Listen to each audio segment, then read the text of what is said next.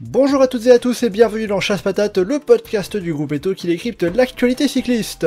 On a vécu un week-end avec des résultats historiques à Paris-Roubaix avec samedi Pauline Ferrand-Prévot qui a décroché la première victoire française sur Paris-Roubaix depuis 28 ans et qui est devenue également la première française à remporter l'Enfer du Nord chez les femmes. Et le dimanche, on a vu Mathieu Van Der Poel devenir le premier coureur depuis 45 ans à gagner Paris-Roubaix 3 années consécutives. Il fallait revenir à Francesco Moser, 78, 79, 80 pour voir cela, et avant cela seulement Octave Lapisse au début du siècle dernier. Ce qui permet de donc dire qu'on a vécu des résultats historiques, mais il n'y a pas que les résultats qui comptent, il y a la course, le déroulé de la course, avec notamment Mathieu Van Der Poel qui était face à Tadej Pogačar, Pauline Ferrand-Prévot qui était notamment face aux coureuses de SD Worx. On va prendre le temps dans ce podcast de revenir sur ces courses, notamment dans un premier temps la course homme, mais on n'oublie pas Pauline Ferrand-Prévot pour son magnifique résultat. Et on va prendre le temps de voir tout ça, de décrypter tout ça avec nos 3 chroniqueurs du jour, avec 2 déjà qui étaient sur place ce week-end. Geoffrey, samedi dimanche, et Titouan, seulement dimanche, mais c'est déjà pas mal. Salut à vous deux. Salut Mathieu, salut à tous. Salut Mathieu, salut tout le monde. Et on complète notre équipe avec Louis qui a lui suivi les courses derrière sa télé, mais ça permet peut-être d'avoir un avis, un regard différent, on verra ça. Et salut Louis. Salut Mathieu, salut tout le monde. Et bien voilà, avec tout ça, vous avez le programme de Chasse Patate. Attention au départ, Chasse Patate, c'est parti.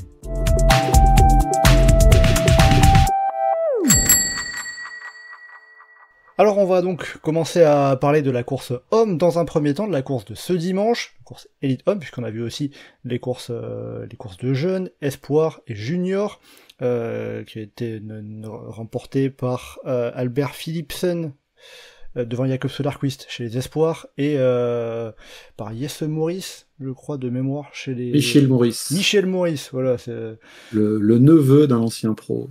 Le neveu de Jens Maurice. Qui a gagné devant le fils de Michael Barry, c'est pas ça? C'est ça, il me semble, voilà. Donc il y a pas mal d'aspects familiales. Et on avait eu pour la précision chez les juniors Alban Picard, premier français avec la 7ème place, et également la 7ème place, également dans les équipes de jeunes de groupe AMFDJ, chez les espoirs, c'était Elliot Boulet, avec également Emmanuel Oukou d'Arkea BNB, la réserve en 9ème position. Bon voilà, histoire d'évoquer rapidement les résultats des courses jeunes, comme ça on glisse les infos. Et on va, avant de rentrer dans le vif du sujet, je vais vous faire un rapide résumé, enfin plus ou moins rapide, puisque ça reste Paris-Roubaix quand même, pour ceux qui n'auraient pas forcément suivi la course dans son entièreté, ou histoire même ne serait-ce que de se rafraîchir les esprits. On a eu déjà quelques chutes, quelques événements, quelques péripéties sur le début de course qui a mené jusqu'au premier pavé, avec notamment une chute avant Troisville qui a notamment concerné Jasper Stuyven et Jasper Philipsen. Mais ensuite la course s'est vraiment lancée, on va dire, dans le secteur de Haveluy, avec une accélération de Mats Pedersen qui a été contrée par Tadej Pogačar, puis Mathieu Van Der Poel. Et ensuite, après ce secteur, on a une groupe d'une vingtaine de coureurs qui s'est formé et qui s'est lancé dans la Trouée d'Arambert avec une trentaine de secondes de retard sur l'échappée. Et dans la Trouée d'Arambert, eh bien c'est Pogačar qui a accéléré, relayé ensuite par Mathieu Van Der Poel sur la fin. Ils ont ainsi réussi à revenir sur la fin de la Trouée d'Arambert et juste derrière sur les derniers échappés. Derrière Pogačar et Van Der Poel, il y avait Mats Pedersen. Ensuite, un petit groupe a réussi à se reformer, avec notamment les absences notables de Wout van Aert et Stefan Kung. Philippe Ogana était lui encore un petit peu plus loin. Et le secteur d'après, à la sortie du secteur de Pongibus, eh bien Van Der Poel attaque, et là c'est le bon coup pour la victoire qui s'en va. Seulement 4 coureurs réussissent à suivre Mathieu Van Der Poel, Tadej Pogačar, Mats Pedersen, Stefan Bissegger et Jasper Philipsen. On avance un peu, secteur de Sarre-et-Rosière, Tadej Pogačar attaque, Mats Pedersen tente de suivre, mais il crève, il est écarté du jeu. Stefan Bissegger lâche prise, et en plus il crève, il est lui aussi écarté du jeu. Mathieu Van Der Poel et Jasper Philipsen recollent en 2 temps. Ce qui fait qu'on se retrouve donc avec, assez rapidement, ce trio de tête, Pogačar, Van Der Poel, Philipsen, avec 1 minute d'avance sur un groupe de contre de 10 coureurs, avec notamment donc Pedersen, Van Aert, Bissegger, mais aussi Stefan Kung, Florian Vermeersch, Mike Tennyson, Mathieu Brennan et 3 rescapés de l'échappée, Marcus Hulgaard, Jonas Rutsch et Oyar Lascano. On avance à Mont-Saint-Pével, Mathieu Van Der Poel accélère sur la fin de ce secteur, Pogačar voit que Jasper Philipsen est en difficulté, il insiste et il fait craquer le sprinter belge de l'équipe Alpecin de Koenig qui se retrouve donc à seulement 2 après le secteur de Mont-Saint-Pével en tête de la course. Mathieu Van Der Poel et Tadej Pogačar, mais dans le secteur de Pont-Thibault à Hennevelin, pas très loin après, Pogačar sort trop large dans un virage et eh bien il chute un petit peu, alors que Mathieu Van Der Poel lui réussit à rester sur son vélo et continuer la route. Pogačar doit changer de vélo, il laisse filer Mathieu Van Der Poel, il perd 15-20 secondes sur cette péripétie, il réussit à reprendre quelques secondes ensuite, mais au final il finit par reperdre à nouveau du temps, changement de vélo à 21 km de l'arrivée, ça passe à 45 secondes, puis ensuite 1 minute au moment du carrefour de l'arbre. Mathieu Van Der Poel est parti vers la victoire malgré un changement de vélo dans le carrefour de l'arbre justement, et Mathieu Van Der Poel est allé chercher ce succès, cette 3e victoire sur Paris-Roubaix en solitaire, avec 1 minute et 18 secondes d'avance précisément sur Tadej Pogačar. Et pour la 3e marche du podium, c'est Mats Pedersen qui a réglé au sprint à un petit groupe de 3 devant Wout van Aert et Florian Vermeersch. Voilà, donc pour ce résumé, plus ou moins long, mais forcément, comme j'ai dit, c'est Paris-Roubaix, il y a beaucoup plus de choses à dire que sur une étape de grand tour, par exemple. Déjà, première question, après ce résumé, pour se lancer tranquillement dans ce débrief de Paris-Roubaix masculin, qu'est-ce que vous avez pensé, globalement, de ce Paris-Roubaix? Je vais déjà poser la question à Geoffrey et Titouan qui étaient sur place. Il était comment pour vous ce Paris-Roubaix 2025? Ça reste un bon moment parce que c'est Paris-Roubaix, quoi. C'est pas possible d'être déçu devant Paris-Roubaix. Il peut se passer des trucs à n'importe quel moment. Dans ton résumé, tu l'as pas évoqué, mais t'aurais pu dire à 215 km de l'arrivée, il y a Tadej Pogačar qui a accéléré en tête de peloton pour reprendre un Alpecin et un Visma qui était en train de tenter de partir en contre-attaque. Voilà, il y a que à Paris-Roubaix qu'on peut avoir ça. Ouais, mais alors si je commence à citer ça dans un résumé, le résumé fait une demi-heure, donc. Mais oui, forcément c'est pareil, oui, il se passe beaucoup de choses. Non, il se passe beaucoup de choses. Là, il y avait ce duel entre les deux, on reviendra dessus après. On se demandait à quel moment ça allait partir. C'était assez calme sur les premiers pavés, même s'il y avait quand même de la nervosité. Van Aert qui est distancé, le pépin Ghana, la chute de Philipsen. Et on se demande, tiens, ça fait longtemps que c'est pas vraiment à Arenberg que ça pète pour de vrai. À chaque fois, ça commençait à le faire avant. Bon, finalement, lui, il y a le gros bordel qui se lance, donc la pseudo-chicane n'a toujours pas servi. Enfin, en tout cas, elle n'était pas nécessaire, vu que c'était pas un gros groupe qui arrivait sur la trouée. Non, et puis après, peut-être pas la course la plus spectaculaire, mais il y a quand même... Mais il y avait quand même de l'épique avec des moments qui vont rester. Je veux dire, la Pogačar qui se met à la faute tout seul sur les virages du Pont-Thibault, c'est un truc, c'est une image qui va rester très longtemps. Ça fait partie des images marquantes de ce Paris-Roubaix, de ce premier Paris-Roubaix de Tadej Pogačar, lui qui venait découvrir Paris-Roubaix chez les pros, chez les élites. Titouan, toi de ton côté, qu'est-ce que tu retiens de ce dimanche c'est bien passé au carrefour de l'arbre que de la course? Bon, déjà, la course, je retiens que c'était pas l'édition la plus haletante que j'ai pu vivre en tant que spectateur. Enfin, oui, que j'ai pu vivre tout court, parce que j'ai jamais couru. C'était pas la course la plus haletante, dans le sens où ça s'est assez. Une fois qu'il y a eu l'attaque de Pogačar, que Van Der Poel, Pogačar se sont, entre guillemets, isolés avec Bissegger et Pedersen. Après la trouée, en fait, il y a eu juste un écrémage petit à petit, plus une élimination. Et les quelques moments tactiques qu'on a eu, les quelques moments intéressants ont été un peu vite avortés. Je pense notamment au fait que Pedersen et Bissegger crèvent, que Philipsen il pète dans Mont-Saint-Pével. Enfin, tout ça fait, et même que Pogačar chute finalement dans Hennevelin. Bon, tout ça fait que j'ai pas été particulièrement haleté par la course. Enfin, c'était pas. Il n'y avait pas la tension d'autres années. Je trouvais, même à l'approche des secteurs pavés, j'ai trouvé qu'il y avait un peu moins de pression, de tension, je sais pas. Enfin, c'était un peu particulier. Il y avait quelques moments de flottement un peu particuliers. Bon, ça reste toujours très intéressant et ça reste toujours une très belle classique à regarder. Moins une purge que beaucoup d'autres courses, mais bon, c'était pas c'était pas un grand cru de Roubaix et encore une fois, enfin, ça marque un peu la domination quand même des deux phénomènes des classiques, voire trois avec Pedersen, mais bon, qui lui réussit toujours à faire seulement troisième, mais pas réussir à peser pour la gagne. Donc bon, c'est un peu dommage, mais c'était sympa de voir aussi la découverte de Pogacar sur les pavés, quand même. Oui, sur les pavés de Pas Paris-Roubaix. sur le Paris-Roubaix. Oui, Enfin, même si on l'avait déjà vu sur les pavés de Paris-Roubaix sur le Tour de France, oui, voilà. ça empruntait certains pavés, notamment, je crois, le Sarre-et-Rosière, par exemple.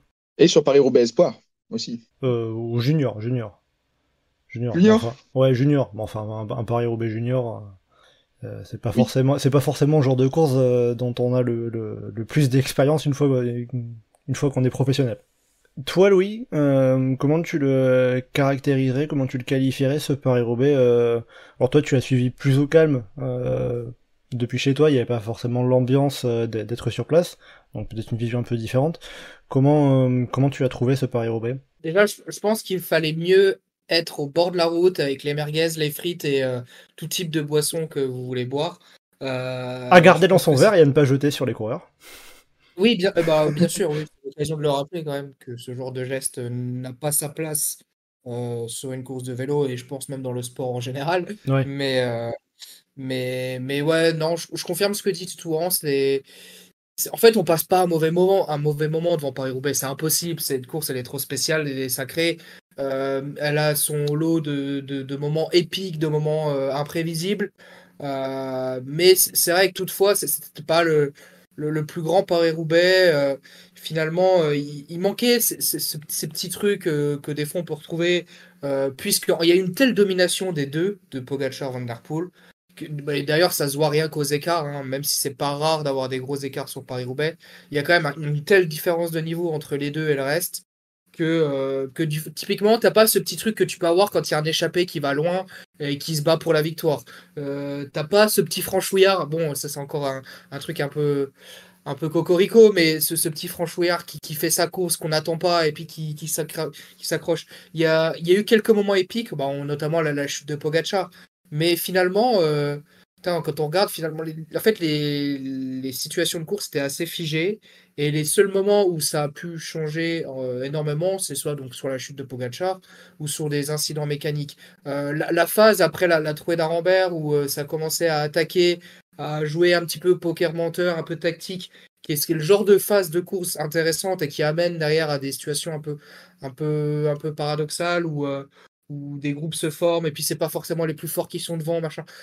On n'a pas eu trop eu ça. Finalement, bah, les plus forts se sont retrouvés devant et derrière ça a été assez rapide et globalement, voilà, c'était pas une fois que Pogacar tombe et se retrouve à 20 secondes, la course est pliée et il se passe plus grand chose et typiquement voilà, il n'y a pas de finale à suspense, enfin, des petits ingrédients qu'on n'a pas eu qui font que c'est pas le plus grand Paris-Roubaix de l'histoire, mais voilà, après si tu passes quand même un bon dimanche devant ta télé et ça reste Paris-Roubaix. Oui, ça reste Paris-Roubaix, donc c'est forcément une course qui ne peut qu'être bien de base, quoi. C'est par son incertitude, par tout ce qui peut se passer. Dans 2 semaines, on va un petit peu moins profiter devant la télé, entre guillemets, quoi. Ouais, c'est ça, avec les Ardennaises qui sont parfois un peu plus cadenassées, et encore que ça dépend des années, mais on sait que bah voilà, il y aura pas ce lot de surprises. Ce lot, c'est souvent le plus fort qui gagne, même si là, ça a été également le cas sur Paris-Roubaix, et c'est d'ailleurs souvent également le cas sur Paris-Roubaix. Mais il n'y a pas des fois des grands retournements de situation. On va dire que sur Liège-Bastogne-Liège, on n'a pas un coureur qui attaque à Bastogne et qui se fait reprendre après dans la redoute, puis qui réussit à faire deuxième au sprint à Liège. Donc forcément, ça fait partie des spécificités propres à Paris-Roubaix. Mais c'est ça, on est à Paris-Roubaix, on n'est pas obligé, à Liège-Bastogne-Liège, on n'est pas obligé d'être devant sa télé à 3h30 de l'arrivée. On Oui. peut louper ce moment-là, c'est pas grave. C'est sûr. Alors que Paris-Roubaix, bon, il y avait peut-être un petit moment où on pouvait faire une petite sieste, aller se doucher après sa sortie vélo du matin, une fois que l'échappée était partie avant d'attaquer les premiers pavés. Ouais, effectivement, la deuxième heure, sur les 5,5, la deuxième heure était un peu calme. Voilà, bon, il faut quand même en venir là pour trouver un moment un peu calme. Un peu calme sur Paris. Un peu calme pour nous, parce que quand même le peloton roulait à 48 à l'heure, hein, donc... Oui, voilà, dans le peloton, ils étaient pas à s'amuser non plus. Et c'est ça aussi par rapport aux favoris qui dominent énormément, le fait que ça fait plusieurs années où on enchaîne des éditions avec un fort vent de dos, ça fait que tout est couru à une vitesse folle, et bah forcément... Ça aide les bons coureurs à s'en sortir, alors que si on se retrouvait à récupérer une édition qui serait vent de face, où il y aurait un peu plus de gestion au final, ça pourrait changer un peu la donne. Oui, parce que bon, cette année, on n'a pas battu le record de vitesse, mais on va dire que c'est seulement la deuxième meilleure vitesse moyenne sur Paris-Roubaix, avec quand même 46,9 km/h de moyenne. Pour donner un élément de comparaison, la prestation, pour ceux qui se souviennent de Paris-Roubaix 2010, avec le gros numéro de Cancellara qui écrase tout, on a l'impression que c'est un des plus gros numéros qu'on ait jamais vu sur Paris-Roubaix à cette époque-là. Le Cancellara de 2010 terminerait à 1 heure du Van Der Poel 2025. Oui, parce que 2010, c'est 39 de moyenne. C'est ça. C'est une autre époque, on va dire. Après, j'ai une question qui va un peu avec ça, avec ce que vous avez pensé de Paris-Roubaix. Quelle note vous attribueriez à ce Paris-Roubaix? Geoffrey, tiens, pour commencer, j'imagine que c'est toi qui va être le plus clément, qui va attribuer la meilleure note. Je mettrais un 8, parce que c'est pas c'est une super course quand même. Si on compare à n'importe quelle autre course, parce que on est devant, il se passe des trucs quand même quasiment en permanence. Maintenant, effectivement, c'est pas l'édition la plus spectaculaire, c'est pas celle où il y a eu le plus de surprises, où il y a pas eu de retournement de situation non plus, mais quand même, quoi, c'est une course où on reste en haleine quasiment du début à la fin, quoi. Là, cette année, les coureurs, ils ont été sympas, ils ont laissé manger un petit peu tranquillement sur le coup de midi. C'est bon, l'échappée est partie après seulement 1 heure. Hein. C'est bon, il n'y a pas eu besoin de plus. Donc, non, mais ça reste une des meilleures journées de vélo de l'année, Paris-Roubaix. Le pire Paris-Roubaix de l'histoire qu'on pourra avoir, de toute façon, ce serait quand même un des 10 meilleures journées de vélo de l'année. Donc, cette course-là est tellement à part que... Oui, on sait qu'on n'arrivera pas avec un peloton de 70 à l'entrée du Carrefour de l'Arbre. Mais même si on a ça veut dire qu'il s'est passé quoi avant pour qu'on arrive à ce genre de situation? C'est si on a un peloton de 70 au Carrefour de l'Arbre et qu'on a un peloton de 80 coureurs hors chi, peut-être qu'il y a la moitié des coureurs qui sont dans le premier peloton qui sont pas dans le deuxième, peut-être parce qu'il se passe un truc de fou si on aurait ça aussi. Et imagine si ça arrive. Alors ok, peut-être que ça aurait été un petit peu chiant avant, mais la tension qu'il y aurait dans le final à l'approche du Carrefour de l'Arbre, c'est vrai. Ça serait absolument dingue. Ah oui, là oui. Il n'y a pas un seul scénario qui serait inintéressant. Ouais, il peut se passer beaucoup de choses et on n'a pas assez d'imagination pour prédire ce qui peut se passer sur les Roubaix futurs. Louis ? Et pourtant, des scénarios bizarres, on en a déjà fait. Ouais, mais vous n'avez pas réussi à être aussi vache que l'imagination de Paris-Roubaix. Louis, quelle note tu mettrais après le 8 sur 10 de Geoffrey à ce Paris-Roubaix 2025 ? Alors, à l'échelle d'une course cyclisme en général, je dirais 8, mais à l'échelle de ce qui est capable et de ce qu'on attend d'un Paris-Roubaix, de ce qui est capable de nous générer un Paris-Roubaix, je mettrais seulement 5,5, 6. Allez, 6. Pas plus. Il y a les favoris qui flinguent avant Arambert. Qu'est-ce qu'il te faut de plus, quoi? Qu'est-ce qu'il me faut de plus? Effectivement, la dernière heure, c'est peut-être un petit peu mou, mais il y a les 2 heures d'avant, quoi. Ouais, en vrai, j'ai l'impression de m'être éclaté pendant 1 heure, 1h30, mais pas plus. C'est déjà pas mal pour du vélo, mais... Bah oui, peut-être que dans Liège-Bastogne-Liège, on va s'éclater. Enfin, Liège-Bastogne-Liège, la Flèche Wallonne et l'Amstel en cumulé, on va peut-être s'éclater moins de temps que ça. Mais c'est pour ça que j'ai 2 notes. J'ai la note à l'échelle du cyclisme et la note à l'échelle Paris-Roubaix par rapport à d'autres éditions de Paris-Roubaix où on a vibré, où ok, il y a il y a toujours ce même lot de moments épiques, mais il y a des Paris-Roubaix où on en a plus. Il y a des Paris-Roubaix où il y a du suspense jusqu'à la fin, des Paris-Roubaix où on a un vainqueur inattendu, enfin, Ouais, mais à ce compte-là, si on reprend il y a 10 ans, Jürgen Rouland se ressort en tête du Carrefour de l'Arbre et il y a Borut Bozic qui est pas loin derrière. Alors ouais, il y a plus de suspense. Est-ce que c'est mieux? Je sais pas. Bah, on va se demander pourquoi on a Jürgen Roland et Borut Bozic en tête à ce moment de la course. Et puis il faut respecter Jürgen Roland et Borut Bozic. En vrai, c'est pas non plus complètement infamant comme Non, et comme puis mec il y en avait tête. déjà un vainqueur du Tour qui attaquait sur les pavés un petit peu avant, Oui, non, bien sûr. avec Wiggins. Pour ceux qui ont la mémoire un peu courte, bon, ça me fera pas de mal aussi. C'est l'édition 2015, c'est ça? C'est l'édition 2015, ouais. Bon, du coup, après le 8 sur 10 de Geoffrey, le 8 ou 5,5 de Louis, Titouan, quelle note tu mettrais à ce Paris-Roubaix? 6,5, 7. Bon, allez, 7. On va être sympa parce que c'est vrai qu'on a quand même vibré, que c'était quand même une bonne journée et qu'il y a eu des moments très cool. Mais vu que dès le départ, il n'y a pas eu une giga bagarre pour l'échapper et que c'était un peu asphyxié avec le gros rythme, avec le vent de trois quarts d'eau. Ouais, 1 heure quand Bon. même.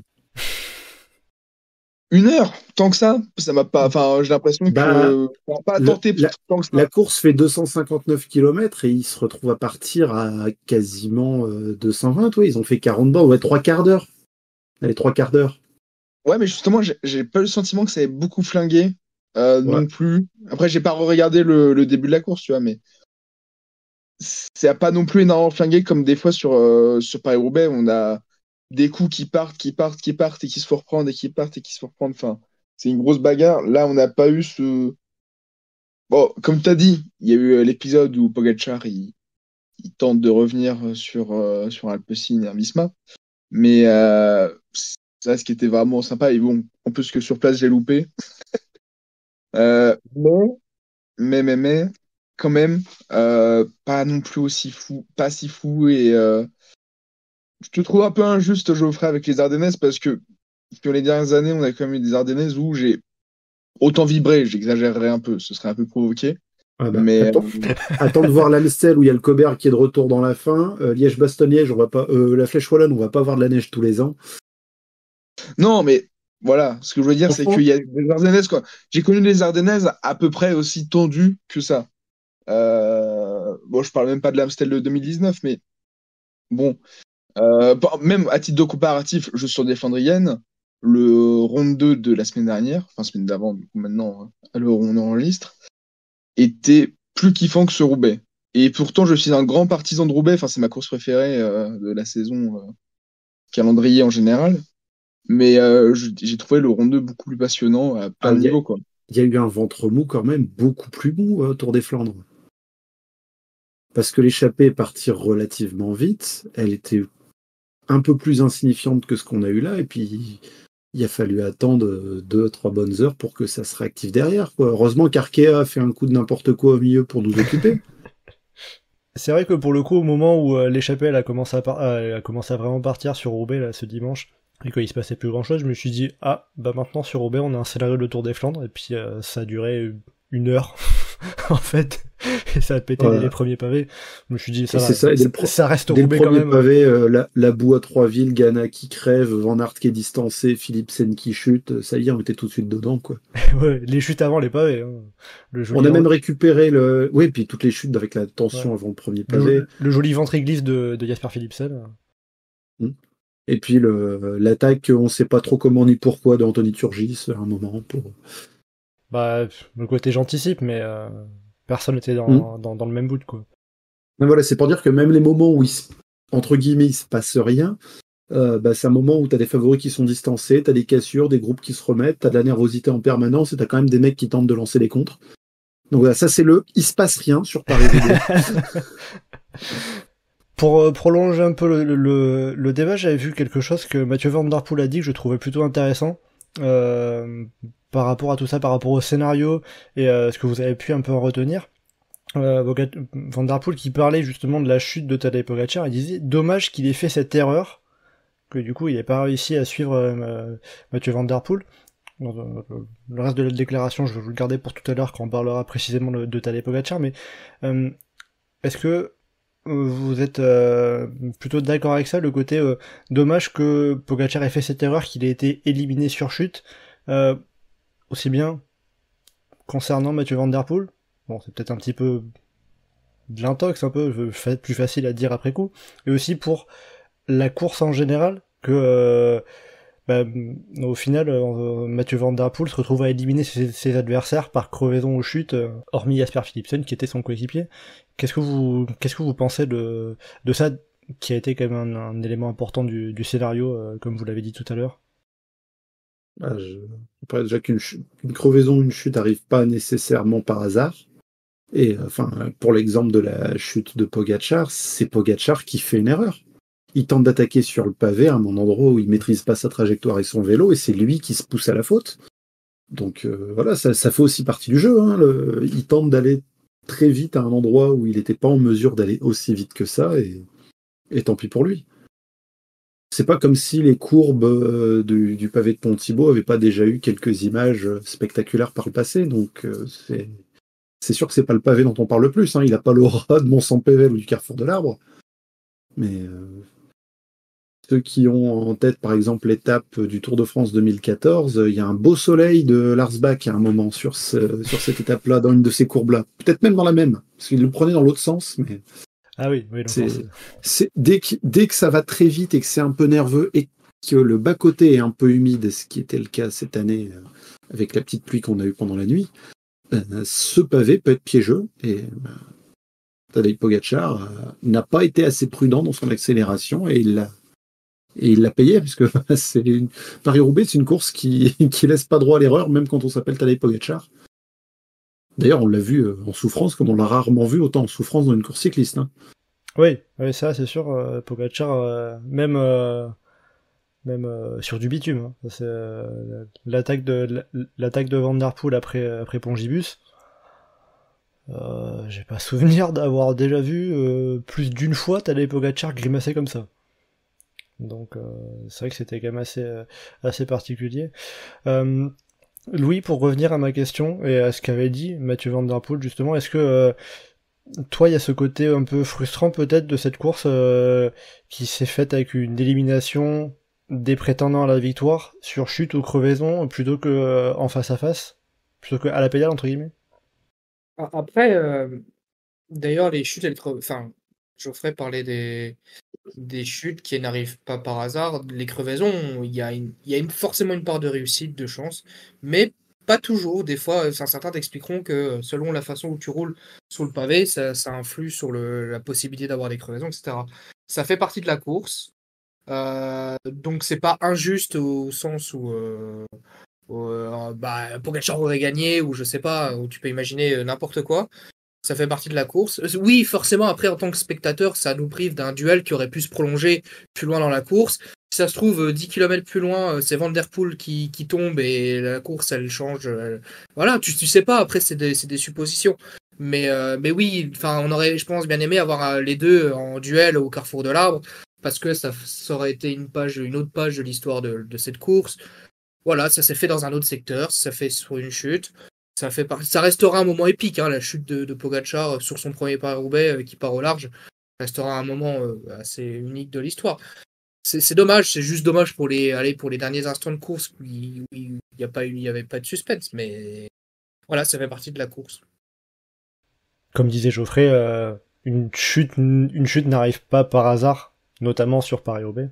Enfin, en tout cas, quand tu es le premier à chuter, en tout cas, et surtout la façon dont Pogacar a pris le virage. Ce qui aurait été ultra frustrant, c'est que Pogacar soit éliminé sur une chute avant même le début des pavés, ou d'avoir pu voir à quoi ce qu'il allait nous montrer, quoi. Là, on a eu, moi je pense quand même que intrinsèquement Van Der Poel était plus fort, mais après le vélo, il y a bien un sport où c'est pas toujours le plus fort qui gagne, celui qui montre qu'il est le plus fort qui gagne, c'est bien le vélo. Mais là-dessus, on se dit, bon, Van Der Poel avait quand même l'air meilleur sur la journée, plus à son aise, et par la force des choses, à la régulière, il aurait probablement pu gagner, mais après, voilà, ça reste que de la science-fiction. Alors après, tu parles d'un sport qui est pas toujours celui qui sacre le plus fort. Presque envie de te dire que c'est un petit peu moins le cas maintenant. On est dans une période où le plus fort a tendance à gagner assez souvent, pas que sur Paris-Roubaix. Ouais, le cyclisme évolue, mais historiquement reste un sport où Mais oui, c'est pas toujours vrai. C'est vrai que Paris-Roubaix, ces dernières éditions, c'est quand même souvent le plus fort qui a gagné. Ça, c'est clair, et avec des écarts qui augmentent de plus en plus. Mais, mais quand même, le vélo, ça reste le sport où sur un coup de Trafalgar, sur n'importe quelle raison, tu peux avoir cette situation où c'est pas le plus fort qui gagne. oui, c'est la- l'incertitude du vélo, et il reste quand même un peu d'incertitude de Paris-Roubaix. Sinon, on n'aurait pas eu ces chutes, ces crevaisons, etc. Ça fait ces situations qu'on n'attendait pas. On n'aurait pas eu un Jonas Rutsch issu de l'échappée finir 6ème, avec Marcus Houlgaard 8ème, par exemple. Donc, donc voilà, ça fait partie des choses un peu propres, intrinsèques à Paris-Roubaix. Pour se pencher un peu plus précisément sur Mathieu Van Der Poel, vu que c'est lui qui a gagné pour la 3e année consécutive, je l'ai évoqué en introduction, il est le 3e coureur seulement dans l'histoire à le faire, après Francesco Moser et Octave Lapise. Est-ce qu'on peut dire que Paris-Roubaix, c'est la course qui convient le mieux à Mathieu Van Der Poel par rapport aux qualités requises par Paris-Roubaix et aux qualités que Mathieu Van Der Poel a et qu'il peut mettre à profit sur l'Enfer du Nord? Pas plus que d'autres Flandriennes, en vrai. Enfin, quand on regarde, ça lui convient mieux par rapport à un Pogacar qui a pas de relief pour le, pour le battre. Mais dans l'absolu, ça lui convient tout autant que des Flandriennes ou même des courses comme l'Amstel. Quand on voit, enfin, lui, ce qu'il aime, c'est les répétitions d'efforts assez courts. Donc, il est pas si lourd. Et les montées, ça lui fait pas peur. Enfin, on le voit assez porcif en général sur les monts des Flandres et même sur des, bon, c'est pas une Flandrienne, mais sur une classique comme Milan-San Remo. Donc, pour moi, ça lui convient pas plus, en tout cas à son profil, que vraiment d'autres courses comme ouais, le Ronde 2, le 3 ou des courses comme les championnats du monde qu'on a pu avoir bah, qui gagnent à Glasgow ou des parcours comme Louvain en 2021 par exemple. Bon, même s'il ne performe pas, mais voilà. On l'a vu à la base plus puncher enfin, que au début de sa carrière. En tout cas, je crois qu'il était autant puncher que gazier sur le plat. Donc, Bah après, il y a peut-être sa première grande victoire qui était l'Amstel Gold Race, et après on a vu un peu plus sur les Flandriennes, qui peut venir appuyer un petit peu ce que tu dis. Geoffrey, toi qui connais bien, on va dire, les qualités de Mathieu Van Der Poel, euh, qu'est-ce que tu en penses? Est-ce que Paris-Roubaix, c'est la course pour Mathieu Van Der Poel vis-à-vis de la concurrence, notamment aussi? Je pense s'il y avait vraiment limité à une course qui lui convient le mieux, je pense que c'est le cyclocross de Zonhoven. Plus sérieusement, oui, sur la route, je pense que le Paris-Roubaix lui convient un peu plus que le Tour des Flandres parce qu'il a cette, la répétition d'accélération sur des côtes, c'est quelque chose qu'on retrouve sur les Flandries, sur l'Amstel, sur les Flandriennes. Mais cet équilibre entre une course usante, difficile, et aussi une part à la fois de puissance et d'agilité. Enfin, faut savoir tenir son vélo, faut savoir frotter, faut savoir économiser au maximum son énergie et la classe qu'il a sur un vélo, c'est un truc qui va lui permettre d'économiser énormément pendant les premières heures. Là où des coureurs qui pourraient être très bourrins et qui auraient absolument tout pour briller sur ce type de course ne s'en sortent pas. On a l'exemple ces dernières années d'Alexander Kristoff qui a jamais brillé sur Paris-Roubaix alors que physiquement ça semble être une course qui soit faite pour lui. Et je pense qu'il a vraiment cette technique du vélo qui fait que ça l'aide à économiser un petit peu à droite à gauche, à toujours passer nickel comme il faut. Enfin, quand on le voit sur les pavés, quand ils sont en train de remonter du trafic, à chaque fois, les quelques pavés où Pogacar attaque, où il n'est pas directement dans la roue, il semble absolument pas gêné de circuler, de passer, de descendre, de doubler les coureurs, de remonter tout de suite sur le haut du pavé, comme s'il faisait le moindre effort. Des pavés comme celui de Beuvry-la-Forêt où il est sur le bas d'un côté, il faut passer sur le bas-côté de l'autre, il passe au-dessus du pavé, on a l'impression qu'il passe comme s'il y avait rien. Enfin, il a une telle technique que tout paraît facile quand on le voit sur un vélo, Mathieu Van Der Poel, Et ce truc-là, je pense, l'aide énormément sur Paris-Roubaix, plus que l'accumulation des petits efforts courts. Parce que si on prend une Flandrienne et qu'on regarde le cumul de pavés, alors déjà c'est du pavé qui est propre, et on est à allez, 15 km cumulés max, dont peut-être 3-4 difficiles, alors que Paris-Roubaix, il y a 55 bornes de pavés, dont 52 difficiles. donc c'est ça vraiment, je pense, qui l'aide énormément. Oui, puis le côté aussi où là cette année, ça avait dû être limite sa première crevaison sur Paris-Roubaix. C'est pas qu'une question de chance.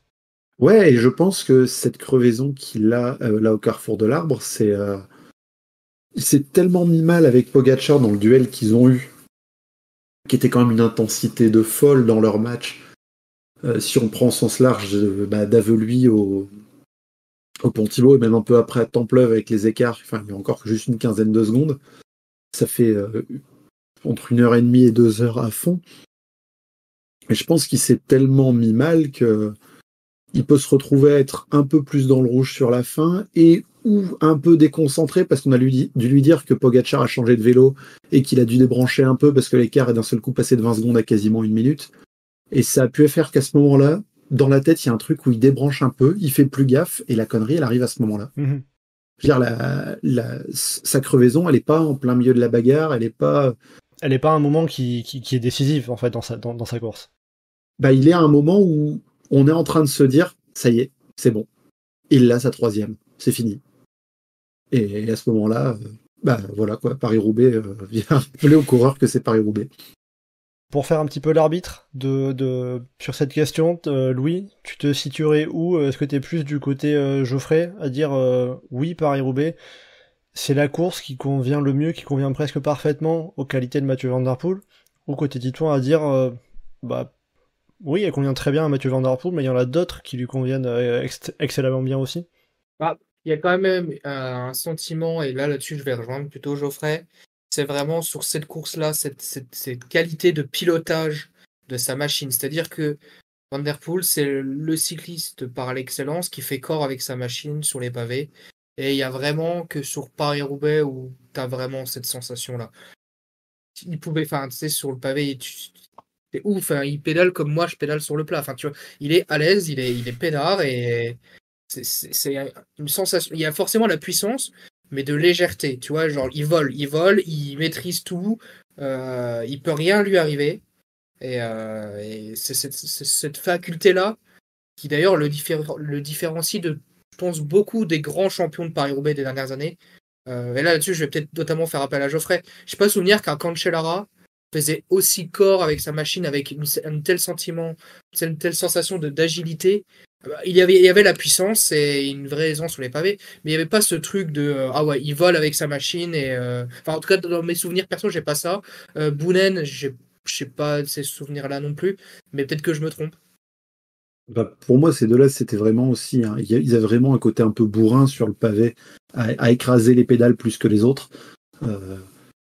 Quitte à évoquer un coureur qui avait une vraie classe sur le pavé, un vrai style qui fait que le pavé passait fluide, j'ai un peu les souvenirs d'Andrea Tafi, qui avait une maîtrise du vélo qui était très belle à voir.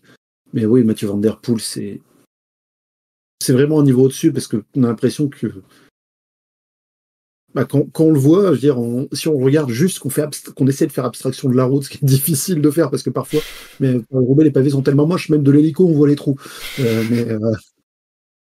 Mais quand on regarde Mathieu Van Der Poel sur le secteur pavé, on a presque l'impression que pour lui, la route est moins dure que les autres.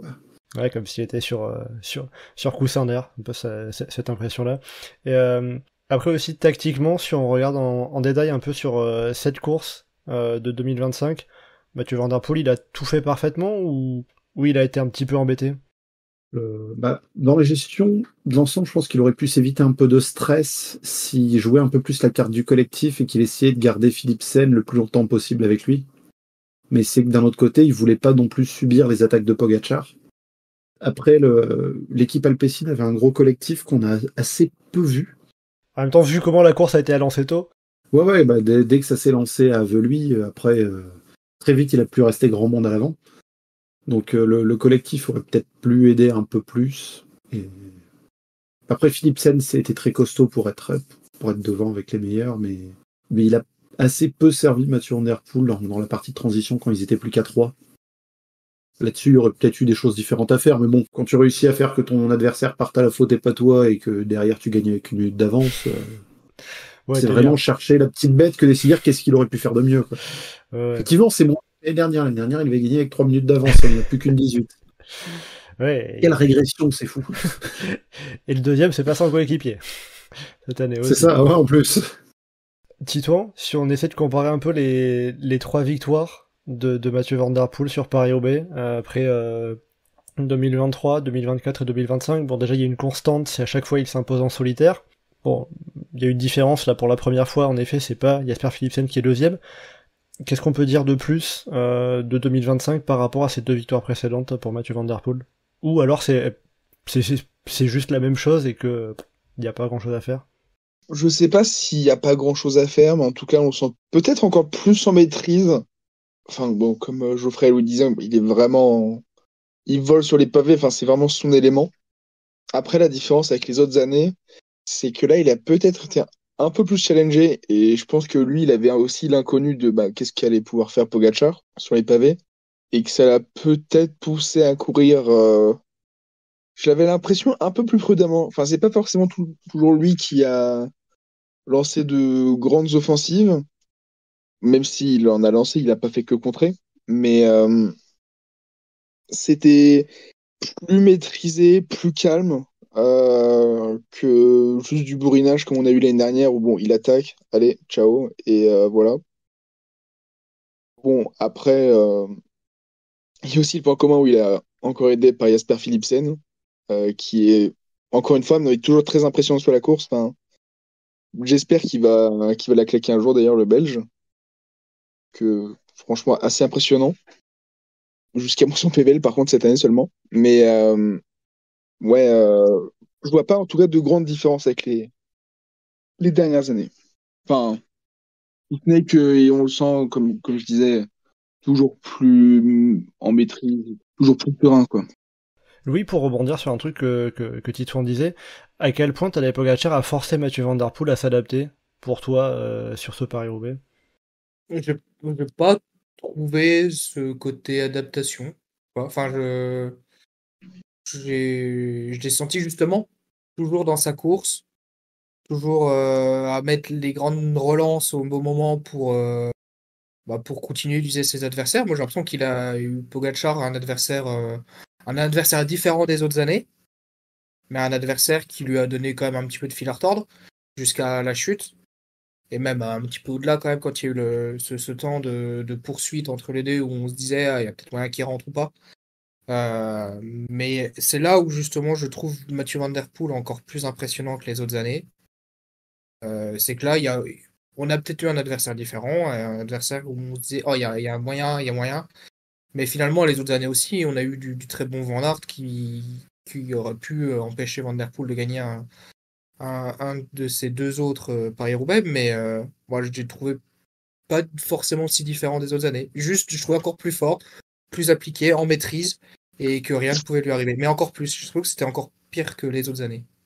Je suis pas du tout d'accord avec le fait que ça n'ait pas changé pour la stratégie, parce que l'année dernière, c'est Mathieu Van Der Poel avec son équipe qui fait absolument tout péter dès le 4e secteur pavé. Pas le secteur pavé numéro 4, hein, le 4e. On était encore dans le Cambrésis. On n'était même pas à la mi-course et il fait absolument tout péter. Et là, il y a une course un peu plus d'attente et c'est Pogačar qui balance la première attaque à lui. Mathieu Van Der Poel y suit. Il était aux aguets à chaque fois, mais il était jamais en première ligne sur les pavés, alors que Pogačar plusieurs fois était beaucoup plus aux avant-postes. Et les différentes sélections, c'est Pogačar qui les initie. Et c'est quand parfois Pogačar est devant que Van Der Poel va faire un effort pour se remettre devant. C'est que dès qu'il se retrouve vraiment à 2, enfin techniquement à 3 avec Philipsen, mais c'est dès qu'il se retrouve vraiment à 2 que là, Van Der Poel met plusieurs attaques. C'est dès que la sélection a été faite, mais c'est Pogačar qui avait initié ces sélections à chaque fois. Est-ce que d'une certaine manière, on peut pas dire que Van Der Poel a enfin trouvé un adversaire à sa mesure sur Paris-Roubaix avec Tadej Pogačar?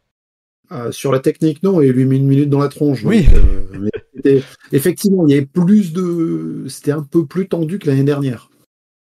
Maintenant, un Ghana qui est pas obligé de balancer plein d'efforts sur la première heure parce qu'il crève dès le premier pavé, un Van Aert pour qui tout se passe bien et qui est en forme, ça peut être encore plus grandiose. Un Pedersen qui a pas de poisse, ça pourrait être encore plus tendu. Hein.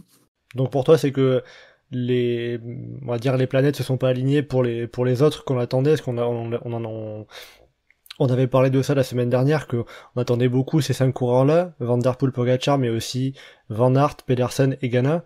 Pedersen éliminé sur crevaison. Ghana a couru à retardement, forcément, à cause de ses problèmes, et Van Aert a été un peu diesel. Donc c'est ça aussi, c'est que la course n'est pas passée comme prévu pour eux, mais que sinon sur le papier, s'ils reviennent bien l'an prochain, y a de quoi faire pour que ça se batte à 5. Peut-être qu'il y en a d'autres qui vont éclore d'ici là, peut-être il peut se passer énormément de choses, et pour moi, c'est absolument pas fait un Mathieu Van Der Poel qui va continuer à gagner Paris-Roubaix tous les ans. Même là, franchement, quand il se retrouve à 2 avec Pogacar, pour moi, c'était vraiment équilibré entre les deux. C'était absolument pas fait que Mathieu Van Der Poel soit celui qui aille au bout. Bon, en tout cas, ça fait du coup 3e victoire d'affilée pour Mathieu Van Der Poel. Si l'an prochain il gagne avec 4 victoires d'affilée, ça c'est inédit. Puis il reviendrait ainsi sur les recordmen de victoires à Paris-Roubaix, avec Roger De Vlaeminck et Tom Bonnen qui ont 4 succès sur l'enfer du Nord. Non, Mathieu Van Der Poel, si on sait que lui a prévu de courir jusqu'en 2028, il lui reste 3 chances encore, on va dire, pour Paris-Roubaix. Et puis le fait que Paris-Roubaix est absolument imprévisible, on peut rappeler quand même que Tom Bonnen n'a pas eu sa 5e parce qu'il se fait battre au sprint sur le Vélodrome par Mathieu Eman. qui quand même, en genre de scénario improbable, se pose là. Voilà. Donc mais on va dire que les scénarios improbables, depuis, là sur ces 3 dernières années, il y a peut-être un côté un peu moins improbable que sur les années 2010. Alors, mais je sais que j'avais vu ce débat sur le forum, toi Geoffrey, t'étais pas forcément d'accord avec ça. Puis le fait, dans l'idée maintenant là, c'est toujours le plus fort qui gagne. Non, parce qu'il peut y avoir des circonstances de course et la manière dont ça se porte sur le terrain. Il n'y a pas besoin de remonter très très loin. Hein. Il y a 3 semaines, Milan-San Remo, Tadej Pogacar est de très loin le plus fort. Mais c'est pas lui qui gagne. Maintenant, pour ce qui pourrait changer radicalement les circonstances de course, je pense pour un Mathieu Van Der Poel, mais aussi pour un Tadej Pogacar qui aime des courses qui sont très dures de très loin en attaquant, si on se prend la même course mais avec le vent dans l'autre sens. Si le vent il est à 30 km/h mais de face, avec des grosses rafales de face, et que les coureurs se retrouvent à être stoppés par le vent, clairement la course va pas être la même. Oui, ça c'est sûr. Titouan, pour évoquer rapidement la question avant d'évoquer le cas de Tadej Pogacar, est-ce que toi c'est quelque chose qui te marque, cet aspect de un peu moins improbable que dans les années 2010, si on fait la comparaison, le fait d'avoir ne serait-ce que 3 années de suite le même vainqueur sur Paris-Roubaix? Alors, tu vois, moi, j'ai commencé à suivre le vélo. Johan Van Summeren gagnait Paris-Roubaix, tu vois. Bon, dans une saison, on avait aussi Leverzol qui gagnait un monument. J'étais pas sur une saison où c'était les grands favoris qui gagnaient. Voilà. Oui, donc ça, c'est, on va dire, Johan Van Summeren, c'est quoi? C'est l'équivalent de Florian Vermeersch qui gagne avec Tadej Pogacar qui est au marquage de Mathieu Van Der Poel, quoi. Ouais, en gros, on pourrait dire ça. Ouais, ou l'équivalent, ce serait Colbrelli qui tape Van Der Poel au sprint sur le Vélodrome de Roubaix. Hein. oui, mais ça justement, c'est 2021. Mathieu Van Der Poel, il a changé depuis. Voilà. Je trouve quand même qu'il y a encore le côté...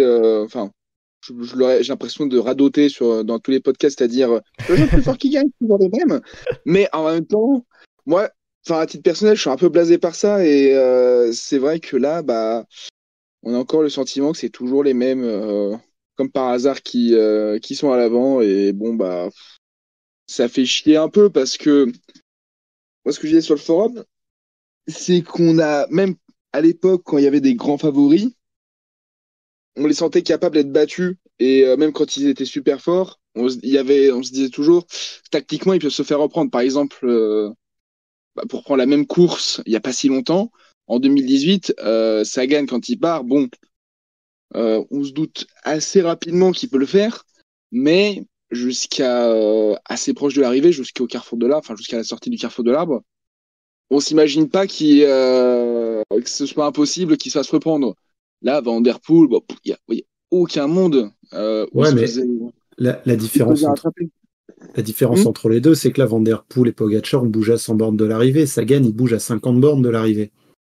Oui, non, mais Et il y comme a, dit et il y a 7 ans, on Pirello, trouve ça le fou. cyclisme, il a changé. Quand Bonon 2012, il attaque à 50 bornes de l'arrivée, on trouve ça fou. Quand Cancellara le fait, pareil, on se dit, c'est des tarés, ils partent à plus d'1 heure de l'arrivée, parce que c'était un truc qui était devenu complètement inhabituel. Alors que maintenant, Bah Van oui. Der Poel qui part à Orchi à 60 bornes, bon, on trouve ça presque normal. Mais j'ai envie de dire aussi, c'est là où ça peut être compliqué de comparer avec maintenant. C'est qu'on est peut-être entré dans une ère différente du cyclisme avec des coureurs qui vont peut-être davantage dominer. Dans les années 2010, on n'avait pas des coureurs qui pouvaient remporter 8 monuments en 3 saisons, comme peuvent le faire voilà. Mathieu Van Der Poel et Tadej Pogacar. Donc c'est là où la comparaison peut aussi trouver ses limites, quoi. Et puis en termes de domination, je trouve que la domination individuelle de Mathieu Van Der Poel sur ces 3 dernières années n'est pas non plus au niveau de la domination collective qu'avait l'équipe de Lefebvre, que ce soit Mapei ou Domo sur le sponsor, mais c'est une équipe qui écrasait la course de Ah non, mais façon évidemment. hallucinante. Il y a déjà eu des dominations, c'est pas tant ça souci. Moi, mon propos, c'est vraiment de dire que même dans les périodes de domination précédentes, en tout cas que j'ai connues, il y avait toujours des failles. On avait l'impression que les grands favoris étaient battables. C'était pas forcément le cas, certes, ils étaient pas forcément toujours battus. Mais en tant que spectateur, avant la course ou même pendant, on se disait, dans les finales, on se disait, ah, il y a danger pour l'homme de tête. Là, c'est plus du tout le cas. Et bah, en vrai, comme on disait, le cyclisme, il a changé. Et on peut plus trop comparer avec les saisons d'avant. Quand on voit cette semaine, enfin la semaine dernière, quand on voit qu'un Ben Illy fait un solo de plus de 50 bornes en échappée, on n'en parle pas plus que ça, alors que je sais qu'il y a 6-7 ans, ça aurait été dans les exploits de l'année, mais sans souci. Donc c'est ça enfin, le cyclisme il a changé de cette manière, et dans ces cas-là, on peut jauger de la manière dont on perçoit le suspense sur la fin, et le suspense, il est, même à partir du moment où il y a des mecs qui partent loin, le suspense, il est, comment dire, voilà, il y a plus d'incertitude, et en fait, il n'y a plus aucune barrière qui semble être là contre les coureurs quand ils partent dans des raids solitaires, et bon, c'est vraiment dommage. Après, c'est peut-être moi qui suis aigri, c'est peut-être moi qui. Non, Non, mais c'est. Voilà. surtout, je trouve que c'est un truc qui est quand même relativement cyclique, notamment dans les Paris-Roubaix, parce que si on prend ce que j'évoquais avec la domination des équipes de Lefebvre, enfin la dernière victoire de Muséo, par exemple, il est absolument intouchable là-dessus. L'année d'avant, il gagne juste pas parce que c'est ses coéquipiers qui sont à l'avant en permanence. Et c'est un de ses coéquipiers qui gagne de façon inattendue. Bon, après, il n'y avait pas les mêmes conditions météo ces années-là non plus, mais là, encore une fois, si on prend autant, Mathieu Van Der Poel, j'ai trouvé beaucoup plus dominateur et vainqueur facile l'année dernière, tant dans les circonstances de course où Alpecin avait fait ce qu'il voulait de la journée, que là où, euh, dans la manière dont ils ont géré la course, il me paraissait beaucoup plus craintif par rapport à Pogacar. En tout cas, s'il y en a un qui a pas écrasé la course en solitaire, c'est Tadej Pogacar, qui découvrait le Paris-Roubaix. Je dis Pogacar vraiment juste au hasard, pas du tout parce qu'il a l'habitude de nous le faire ça, en tout cas sur certaines courses, mais Tadej Pogacar qui a été le dernier à réussir à suivre Mathieu Van Der Poel, le dernier à vraiment le challenger et tout, et Mathieu Van Der Poel après l'arrivée disait sans cette chute, donc dans le secteur de Pont-Thibault à Hennevelin, Mathieu Van Der Poel disait sans cette chute, c'est certain que Tadej serait resté avec moi jusqu'au bout.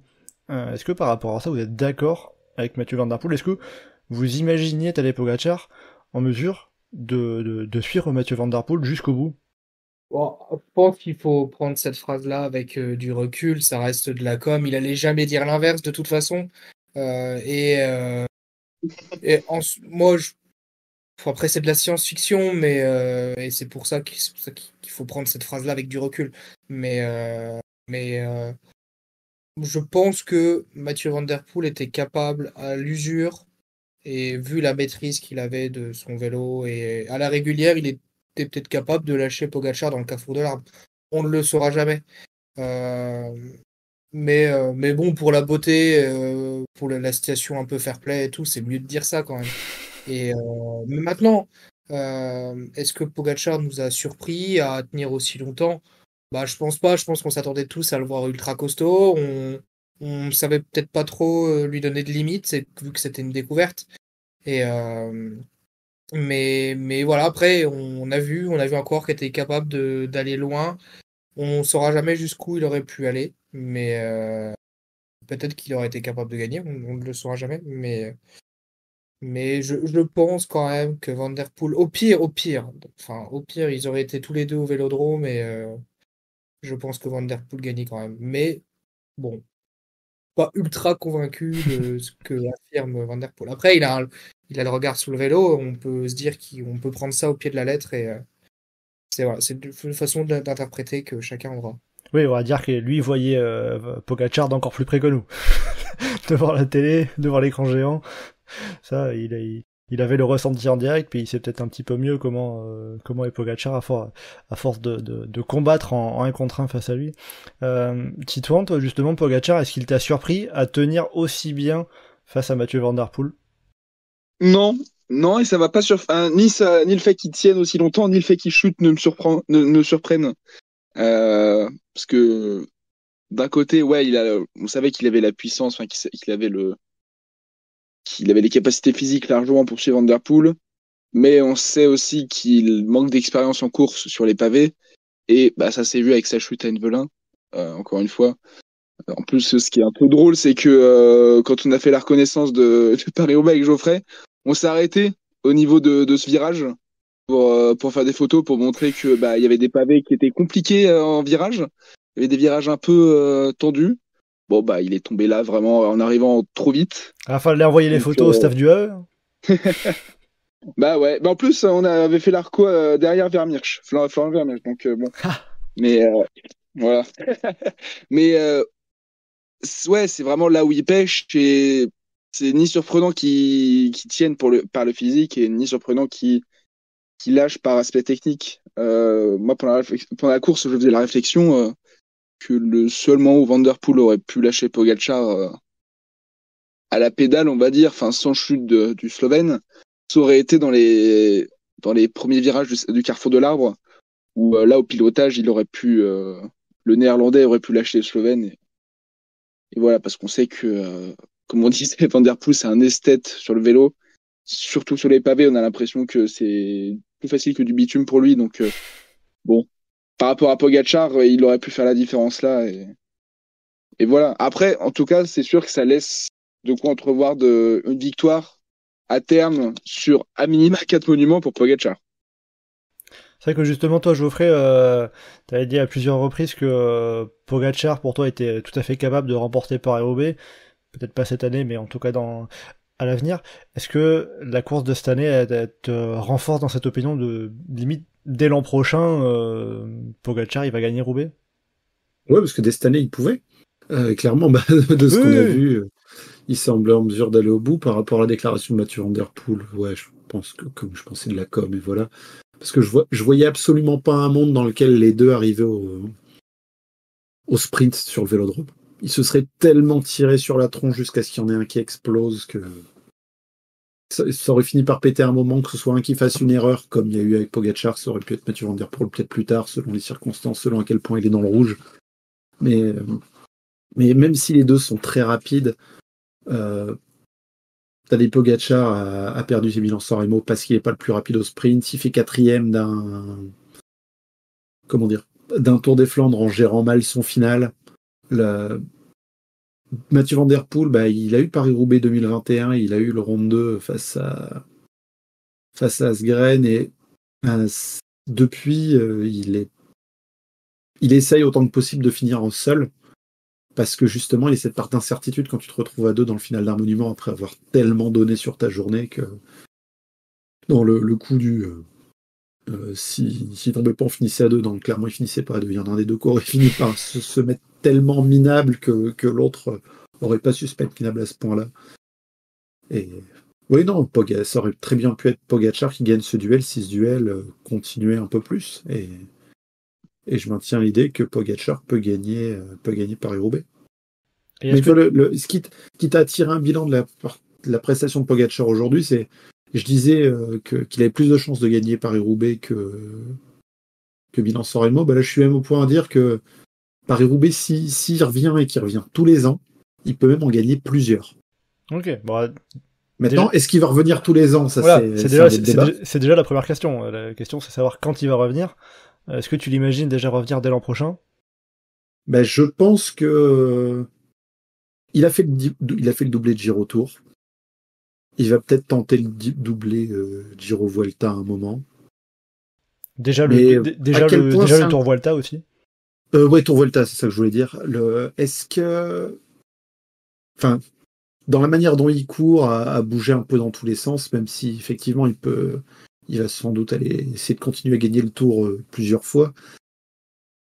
Est-ce que, enfin, au fond, lui, il kiffe pas plus justement les classiques dans cette manière de courir et je lui en veux pas s'il retourne jamais sur le Giro et s'il se fait les classiques tous les ans et qu'il se fait les classiques et le Tour après. C'est peut-être le côté classique man dans l'âme que de Pogačar, si on compare à Vingegaard qui est son principal adversaire sur les grands tours, Vingegaard c'est un coureur de grand tour. Pogačar c'est peut-être plus un classic man, enfin non, Pogačar c'est tout en fait. Ouais, mais même dans la manière dont il court les courses par étapes, à vouloir aller devant à chaque fois, alors qu'un Vingegaard est beaucoup plus dans la gestion. Enfin, clairement, Pogačar c'est pas un coureur qui court à l'économie, hein. Donc à tout donner autant que possible, c'est une manière de courir sur une course d'un jour. C'est ce qu'on voit faire un Mats Pedersen par exemple, qui se donne minable sur la moindre petite semi-classique parce qu'il peut avoir l'occasion d'y gagner sans penser ce qu'il y aura 3 jours après. Ouais, sauf que Pogačar pense quand même au Tour de France plus tard dans l'année, donc forcément il en fait un peu moins de classiques, mais parce que Mats Pedersen lui il oublie que il peut peut-être faire un numéro Van Der Poelesque Pogačaresque, mais une fois l'année, une fois tous les 2-3 ans. Hein, donc, c'est ça, j'imagine le directeur sportif dit « Calme-toi, on est juste dans les Moher sur une Pro Series, t'es pas obligé de tout donner, dans 4 jours il y a un monument. » Ouais, bah il le disait bien après Grand Game, ce niveau-là, je l'ai qu'une fois par an. Bon bah voilà, et c'était ni face à Van Der Poel ni face à Pogačar.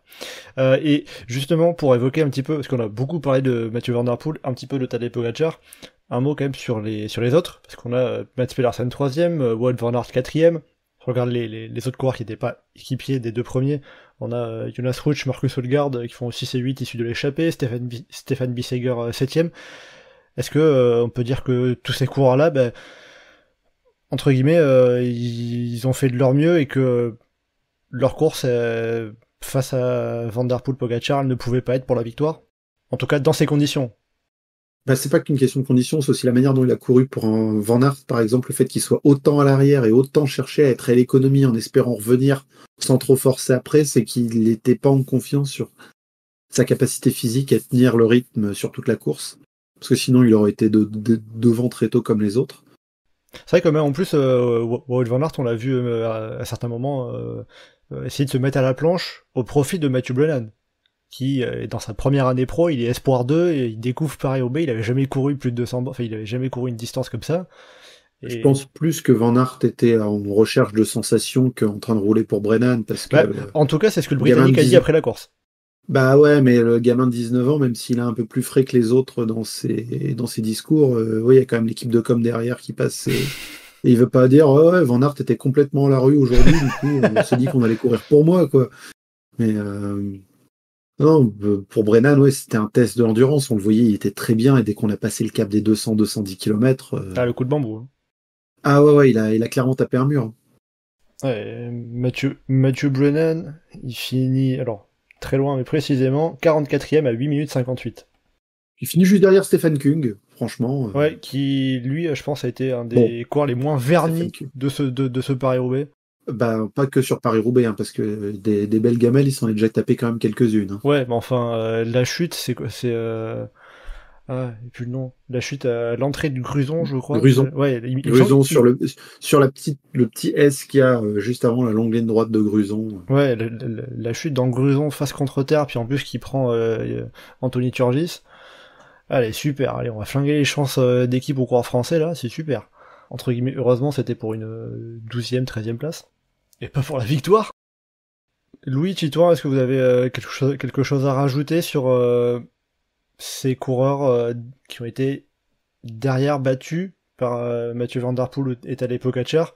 Je dis battus, mais peut-être que pour eux, finir ne serait-ce que dans le top 10, c'est déjà peut-être une victoire aussi. Tu parles des outsiders ou de ceux qu'on fait juste top 10 et Je parle de tous les autres coureurs, et alors forcément on va pas dire que Wout van Aert a gagné en étant 4ème, mais peut-être que de la même manière que Stéphane Bissegger est 6ème, c'est pas forcément la même jauge, évidemment, je me doute.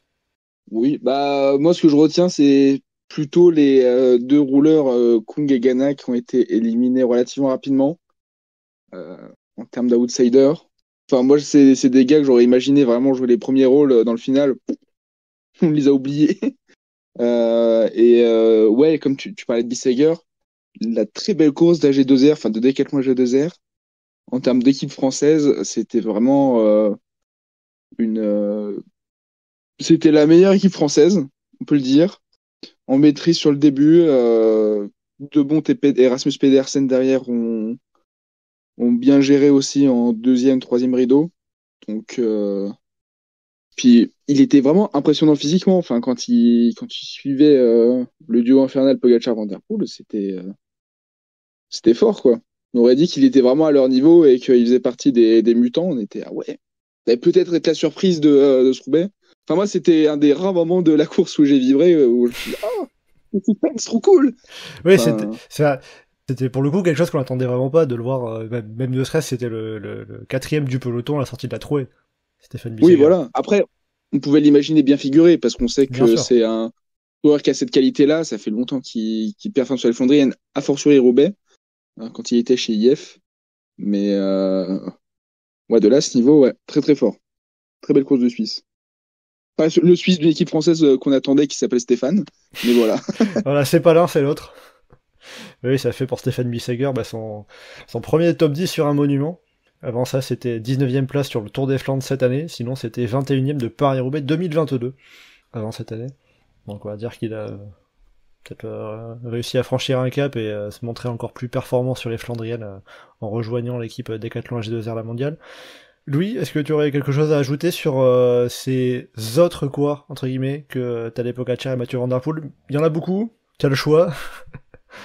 Ouais, non, mais on peut donner un mot quand même sur les rescapés de l'échappée qui vont loin. Ça arrive souvent sur un Roubaix où t'es devant, voilà, t'as pris ton coup d'avance et puis t'arrives à aller loin. Et là, pour Jonas Ruch et Marcus Hulgaard qui font 6 et 8, en ayant été dans l'échappée matinale, ça récompense, même si c'est pas une victoire, hein, ça récompense l'audace. C'est des coureurs qui auraient jamais été, enfin, je pense pas en tout cas, auraient été dans le top 10 à la régulière. Et c'est aussi ça la magie de Paris-Roubaix.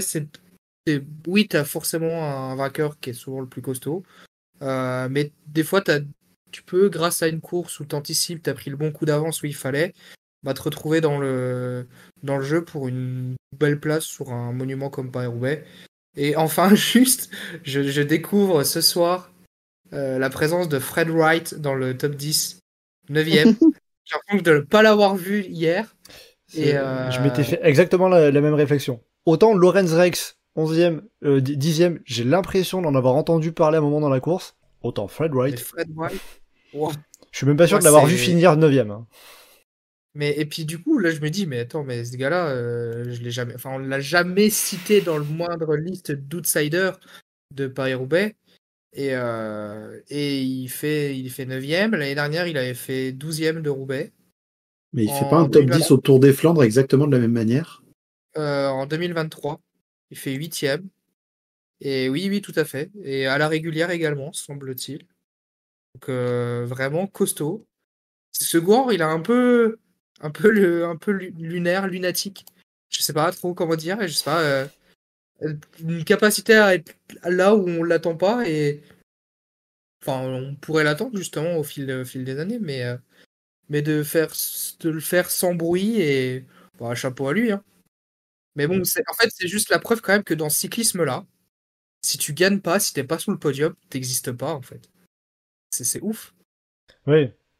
C'est bon.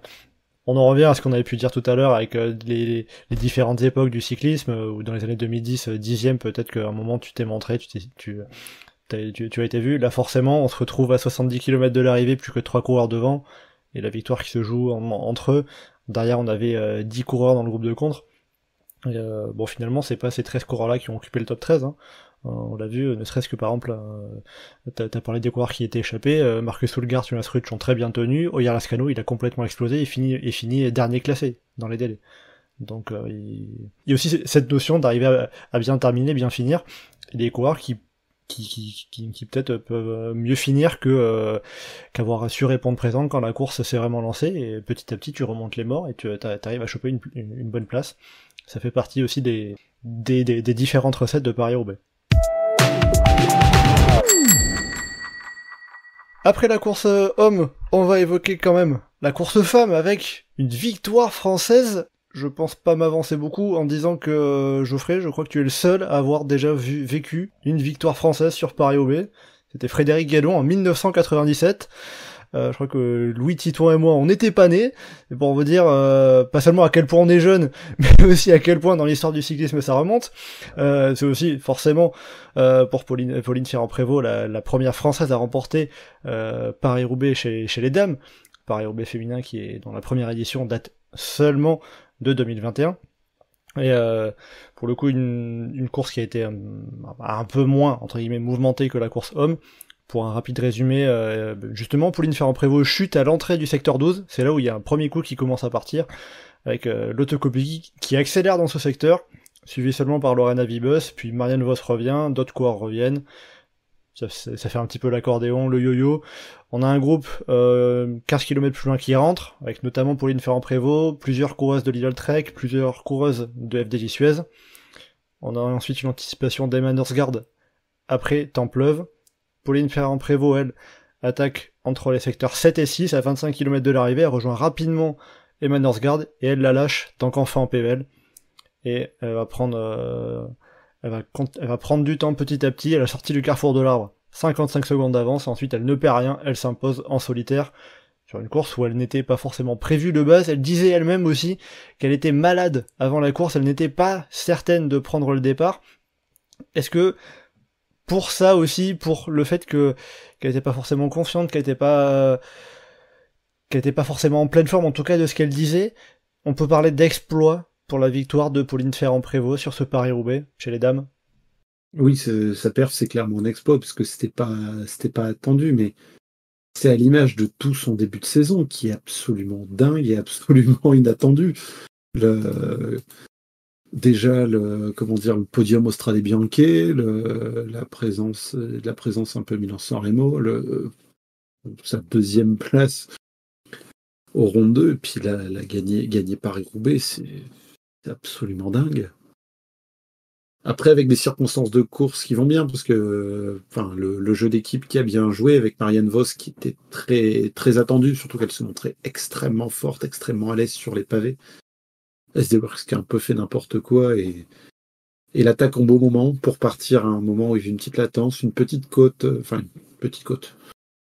entre 300 mètres à 3%, mais pour Paris-Roubaix, c'est le seul type de côte qu'il peut y avoir.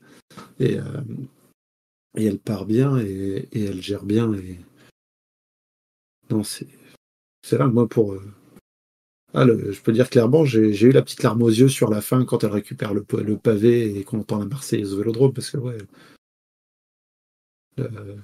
j'étais tout petit, mais oui, j'ai vu à la télé la victoire de Guédon. Et depuis, on n'a jamais vraiment eu un Français en mesure dans les favoris ou en mesure de gagner la course. Donc, et puis, la côté masculin, clairement, on s'y attendait pas. On se disait, il y a des chances que côté féminin, ça aille un peu mieux, mais je m'attendais à ce que ce soit des top 10 ou des fonds de top 10 comme les dernières, absolument pas une victoire. Oui, je l'ai pas évoqué sur la course masculine, le premier français, c'est comme la dernière, une 25e place, là cette fois c'est Florian Dauphin, de l'équipe Total Energy, 2 places devant Axel Jans, tu en avais parlé la semaine dernière, Geoffrey, Axel Jans, le coureur du... Je devais être le seul à être comme un dingue pour le passage d'Axel Jans dans un 3e peloton au carrefour de l'Arbre, mais j'étais content de le voir à cette position-là. Mais voilà, ça nous a permis en tout cas pour Pauline Ferrand-Prévot de vibrer pour les couleurs françaises ce week-end sur ce Paris-Roubaix, même si elle était pas sur le papier favorite. Après, tu l'avais évoqué, Geoffrey, la semaine dernière, c'était plus sur la course d'âme qu'on pouvait avoir des espérances de bons résultats pour les représentants tricolores. Louis, Titouan, ça vous a fait quoi de voir Pauline Ferrand-Prévot aller chercher ce succès? C'est son premier succès en plus depuis son retour sur la route, donc c'est pas rien en plus. Bah forcément, c'est un moment fort. Si Pauline voulait arriver sur le Tour de France Femmes avec pas trop l'étiquette, pas trop la pression, c'est pas réussi. Parce que là, dès son retour, aller chercher, faire cette campagne de classique justement, où comme le disait Geoffrey, elle est impressionnante et malgré des chutes et tout, elle est capable de répondre présent. Déjà, la perf de la semaine dernière au round 2, hein, elle fait deuxième, mais en ayant chuté assez proche du final, en ayant dû faire un effort quand même costaud, et tu vois qu'elle a encore les ressources pour être présent dans le Money Time. Elle est vraiment à un niveau exceptionnel. Elle surfe sur sa victoire olympique. En fait, elle coche chaque fois des lignes au palmarès chaque année. Des choses qu'elle n'avait pas encore gagnées et puis qu'elle gagne. Faut se rendre compte, et je pense qu'on le voit, et encore plus depuis le titre olympique, mais c'est un phénomène exceptionnel. Mais en même temps, ça surprend qui ça fait 15 ans qu'on voyait le phénomène arriver. Mais en même temps, son titre de championne du monde de cyclocross, on a l'impression que c'était au siècle dernier. Mais en même temps, savait quand même très tôt à quelle championne on avait affaire. Et là, elle est en train de tout prendre au fil des années. Et on ne sait pas jusqu'où ça va durer. C'est vrai que moi, en entendant le fait que Pauline Ferrand-Prévot allait revenir sur la route cette année, je m'étais dit, bon, 2025, elle va reprendre ses marques tranquillement. Par contre, 2026, là, on va pouvoir l'attendre au tournant et tout. En fait, non. non, pas du tout. Dès 2025, elle est là, elle gagne des courses comme si de rien n'était. C'est quand même assez impressionnant. Titouan, j'imagine que toi aussi, t'as vibré sur cette victoire de Pauline Ferrand-Prévot samedi. Bah, hélas, moi, j'ai pas pu la regarder en direct, mais ouais, j'étais impressionné quand j'ai vu le résultat et quand j'ai vu les images de la course. Et je suis vraiment sur la même ligne que Louis. C'est vraiment un phénomène et c'est peut-être en passe de devenir la meilleure. Bah, c'est déjà en vrai la meilleure française sur route, j'ai l'impression. Depuis, sur route et toute discipline confondue, c'est forcément elle, mais de tous les temps avec Gianni Longo, quoi. On est vraiment sur un palmarès pour l'instant qui se construit, qui est assez fou. Donc, ouais, puis ça fait quelque chose, quoi. Enfin, les images de la Marseillaise Vélodrome de Roubaix, c'est assez émouvant, quoi. Ouais, ça fait plaisir, quoi. de voir ça, de se dire, nous aussi on peut l'avoir. Merci Pauline, hein, pour la Marseillaise, pour tout ça. À dire, peut-être le seul truc dommage, c'est qu'elle dise, ouais, c'était mon premier Roubaix, mais peut-être aussi le dernier. Geoffrey, est-ce que tu le comprends, ça, qu'elle se dise déjà, bon, Roubaix, c'était juste une fois? Bah, je sais pas trop la mettre, parce qu'en même temps, sa carrière est un peu partie dans plein de directions différentes. Elle se fixe un objectif qu'elle va chercher, elle passe un peu à autre chose. Ça a été un peu la marque de fabrique dans sa carrière, avec déjà, il y avait le premier bloc sur route. C'est vrai que c'est vrai que ça remonte, c'était il y a 11 ans, parce que j'étais à Huy le jour où elle gagne la Flèche Wallonne. C'est déjà il y a 11 ans, quoi. J'avais une petite pancarte PFP au championnat de France à Saint-Amand-les-Eaux en 2012, donc il y a eu ce moment où elle a arrêté la route, mais ouais, pour ce que tu disais, pour moi pareil, ouais, elle allait reprendre, je me dis, elle va reprendre tranquillement et reprendre ses marques sur la route. Et après, je me dis, j'avais en tête son année 2014 où elle brille sur les manches de la Coupe du Monde, elle gagne la Flèche Wallonne, elle est championne du monde, elle fait partie du triplé Rabobank sur le Giro, qu'elle gagne pas parce qu'il fallait le laisser un peu à Marianne Vos, mais après le tracé était un peu moins montagneux cette année-là de toute façon. Mais ouais, je me dis, il y a moyen qu'elle fasse un truc exceptionnel sur la route, mais là, faut qu'elle reprenne ses marques. Mais bon, ça s'est bien passé visiblement. Ouais, pas trop mal. Parce qu'il y a les perfs qu'elle fait, les manières dont elle les fait, parce que la petite glissade à l'entrée du pavé dégueulasse à Oshi, elle est là, mais derrière, faut remonter. Mais avant, elle était déjà très bien placée. J'étais sur le bord de la route au pavé de Sarre-et-Rosières, c'était le 3e pour les femmes. Elle était déjà dans les toutes premières du peloton. Pas en première ligne, mais dans les toutes premières, très bien placée, prête à réagir à tout ce qui se passait. Et, après, elle a profité des circonstances de course aussi. Je pense que, elle revient à Paris-Roubaix, de toute façon, on la laisse pas partir comme ça. Hein. Oui, maintenant on là, sait les, que les autres faut équipes pas. vont pas se dire si on roule, on emmène Marianne Vos et peut-être qu'au sprint elle va gagner. La Pauline elle revient sur une classique à l'attaque et ce sera pas la même. Ouais. C'est vrai qu'aussi il y a ce côté où Pauline Ferrand-Prévot elle a quand même aussi bien joué le travail d'équipe, parce que Marianne Vos de ce qu'elle a dit en tout cas, Marianne Vos lui a dit attaque là sur les pavés. Elle avait pas eu la force d'attaquer sur les pavés, du coup elle attaque dans la transition qui suit. Vraiment en mode pour prendre un coup d'avance et que Marianne Vos puisse faire de la patinette derrière. En termes de stratégie, c'était parfait. Et ça a très bien fonctionné. En un sens, presque tant mieux, parce que Marianne Vos se fait battre au sprint par Lorena Wiebes. Donc elles ont bien fait pour gagner de courir de cette manière-là. Oui, et Lorena Wiebes qui gagne le sprint pour la 3e place, hein, parce que c'est Letizia Borghedi qui était sortie dans le final, on n'avait pas vu son attaque, il me semble. Qui était sorti pour aller prendre la 2e place quelques secondes devant justement Lorena Wiebes et Marianne Vos. Maintenant, en tant que fan de longue date de Pauline Ferrand-Prévot, mais fan inconditionnel d'encore plus longue date de Marianne Vos, j'ai quand même envie de dire à Pauline, reviens s'il te plaît, aide Marianne Vos à gagner Paris-Roubaix. Les organisateurs de courses ont été indignes envers le cyclisme féminin et Paris-Roubaix arrivé chez les femmes qu'en 2021, mais le cyclisme mérite que Marianne Vos gagne au moins une fois Paris-Roubaix. Et si Pauline peut venir pour l'aider à ce que ça arrive.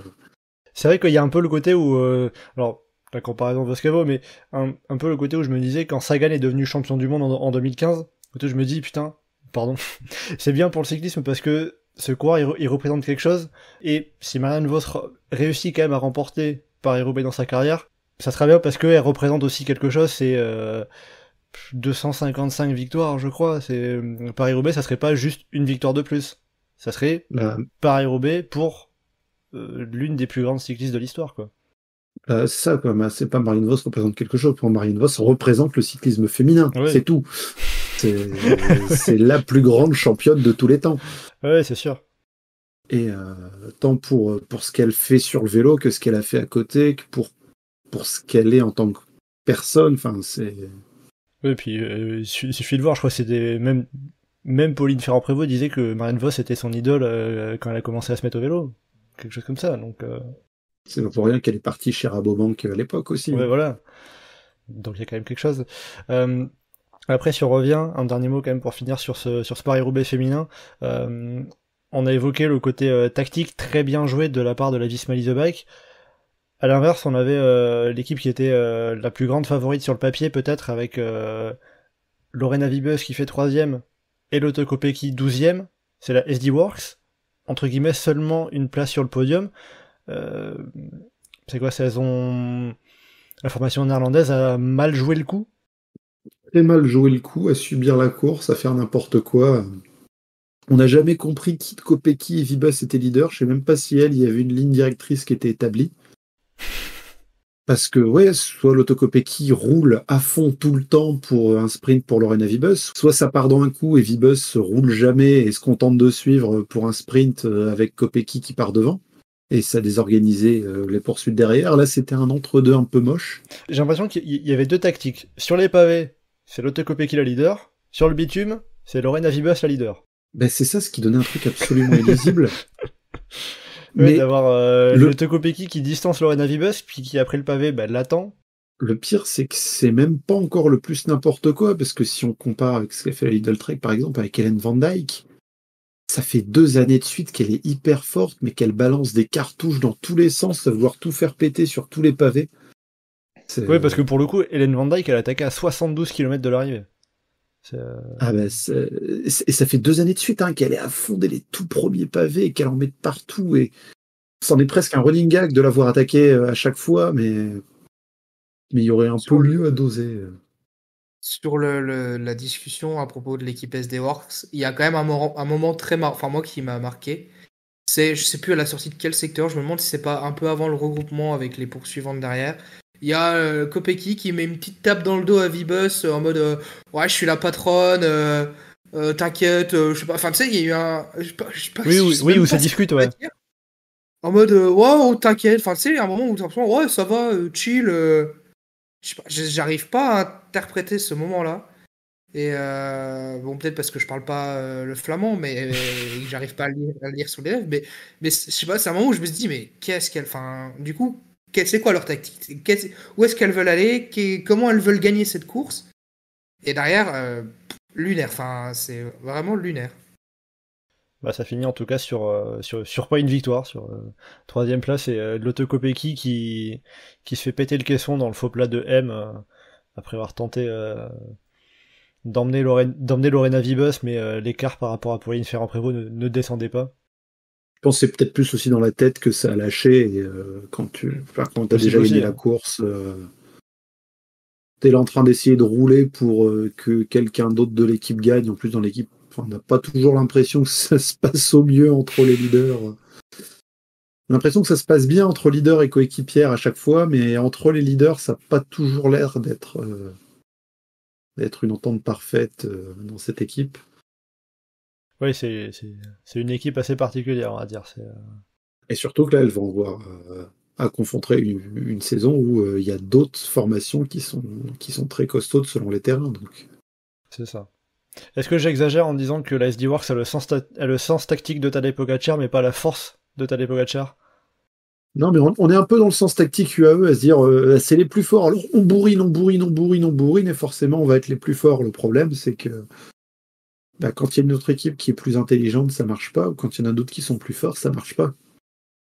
Et là, sur ce week-end, il y avait une équipe qui a été plus intelligente avec une coureuse qui a été plus forte. Et ça fait une minute dans la tronche, quoi. Et ça fait donc pas de victoire pour SD Works sur ce Paris-Roubaix. Bon, en tout cas, ça nous a fait donc un Paris-Roubaix remporté par Pauline Ferrand-Prévot. Ça, c'est ce qu'on pourra retenir. On verra si elle revient ou pas. On verra ce qui peut se passer à l'avenir. Et déjà, ce qui va attendre Pauline Ferrand-Prévot sur la suite de la saison. Elle qui vise le Tour de France, on le sait. Déjà, il y aura les Ardennaises qui vont arriver. On verra ce qu'elle sera capable de faire.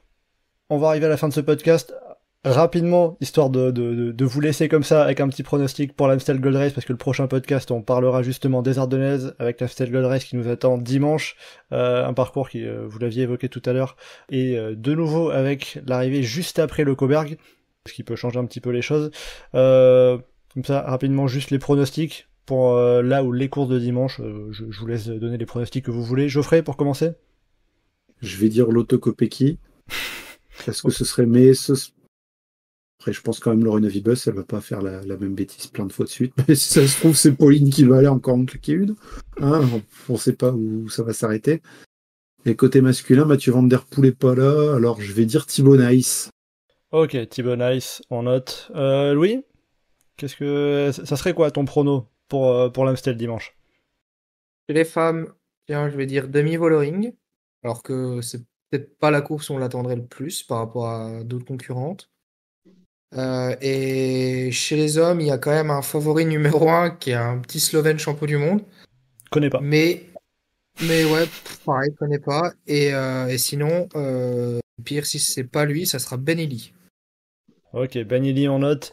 Et Titouan, pour finir? Chez les femmes, encore une fois, je suis de loin, mais j'ai bien envie de tenter un petit Ferrand-Prévot pour la beauté du sport.